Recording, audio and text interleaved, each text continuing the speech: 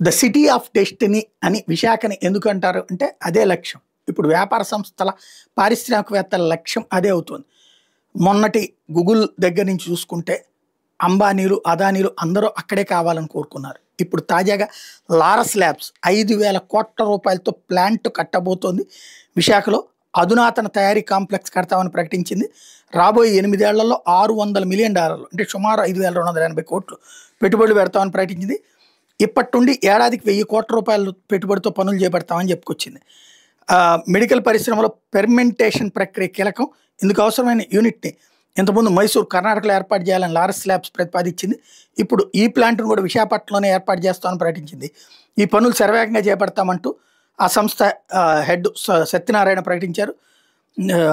మధుపర్లో నిర్వహించినటువంటి ఎర్నింగ్ కాల్లో చెప్పుకొచ్చారు. మైసూర్ నుంచి ఈ ప్లాంట్ విశాఖ తరలించేందుకు ఇక్కడ మెరుగైన మౌలిక వసతులు, నౌకాశ్రయం అందుబాటులో ఉండడం కారణమన్నారు.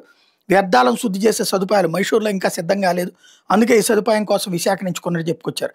ఈ సంస్థకు హైదరాబాద్, విశాఖపట్నం, బెంగళూరు, ముంబై, కాన్పూర్లో తయారీ పరిశోధన కేంద్రంలో మొత్తం 7,000 మందికి పైగా ఉద్యోగులు కూడా ఉన్నారు.